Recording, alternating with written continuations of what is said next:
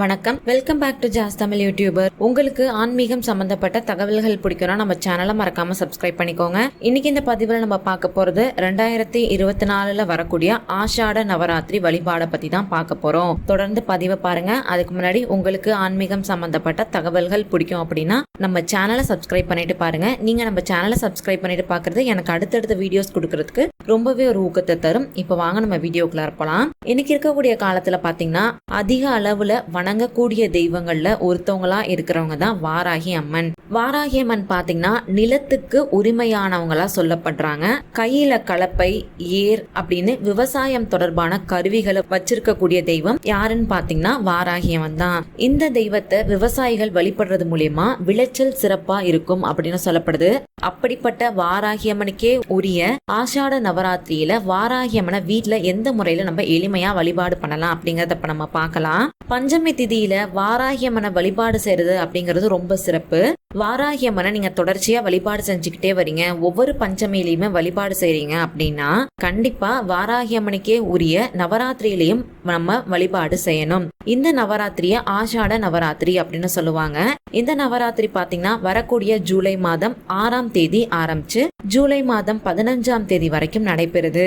இந்த காலங்கள்ல வீட்டுல வாராகி அம்மனை நம்ம எந்த முறையில வழிபாடு செய்யலாம் அப்படிங்கறத இப்ப நான் சொல்றேன். கலசம் வச்சு வழிபாடு செய்யக்கூடிய பழக்கம் இருந்துச்சு அப்படின்னா நீங்க கலசம் வச்சு வழிபாடு செய்யலாம். உங்களுக்கு கலசம் வச்சு வழிபாடு செய்யக்கூடிய பழக்கம் உங்களுக்கு இல்ல, புதுசா நீங்க இப்பதான் அந்த வழிபாடு நீங்க செய்ய ஆசைப்படுறீங்க அப்படின்னா கலசம் எதுவுமே வைக்காம எளிமையான முறையில உங்க வீட்டுல நீங்க வாராகி அம்மனை இந்த முறையில வழிபாடு செய்யலாம்.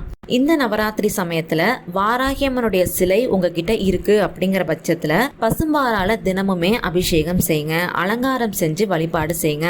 ஒருவேளை உங்ககிட்ட படமா இருக்கு அப்படின்னா தினமுமே அந்த படத்தை தொடச்சு சந்தன குங்குமம் போட்டு வச்சு சிகப்பு நிறத்துல இருக்கக்கூடிய மலர்களால அலங்காரம் செஞ்சு வழிபாடு செய்யுங்க.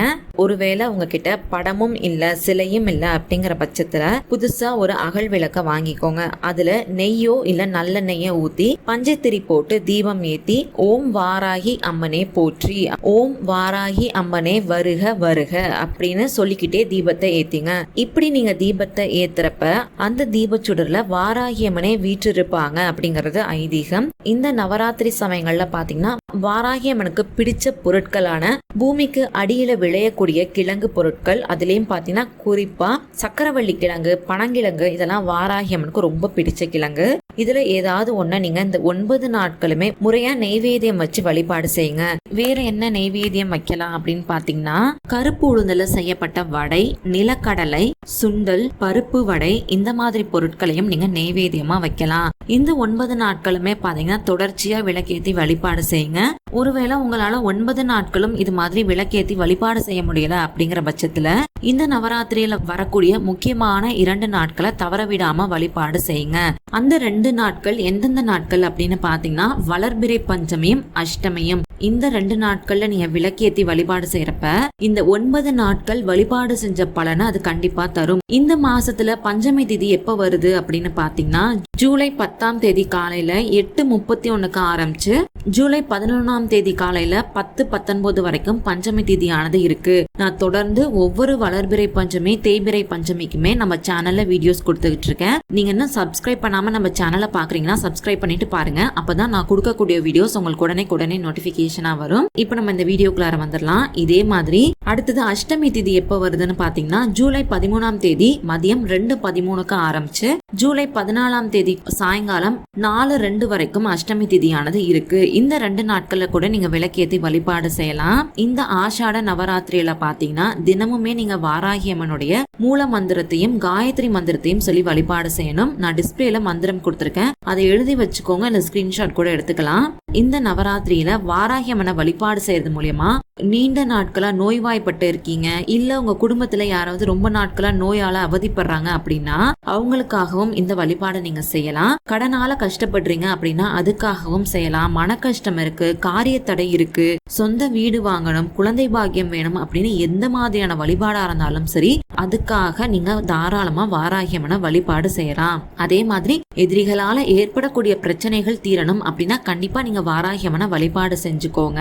நீங்க வாராகி அம்மனை வழிபாடு செய்யறப்ப பலவிதமான அற்புதமான பலன்கள் உங்களுக்கு கண்டிப்பா வந்து சேரும். நம்ம எப்போதுமே எந்த ஒரு வழிபாடு செய்யறப்போ முழு மனசோட நம்பிக்கையோட செஞ்சால் மட்டும்தான் அதுக்கான பலன் நமக்கு கிடைக்கும். அதனால முழு மனசோட நம்பிக்கையோட செய்யுங்க.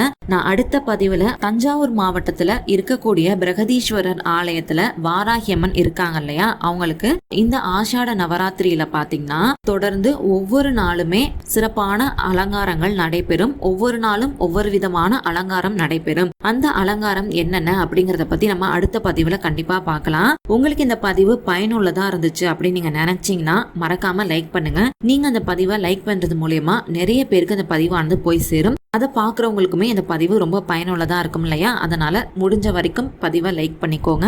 உங்களுக்கு ஆன்மீகம் சம்பந்தப்பட்ட தகவல்கள் பிடிக்கும் அப்படின்னா நம்ம சேனலை மறக்காம சப்ஸ்கிரைப் பண்ணி வச்சுக்கோங்க.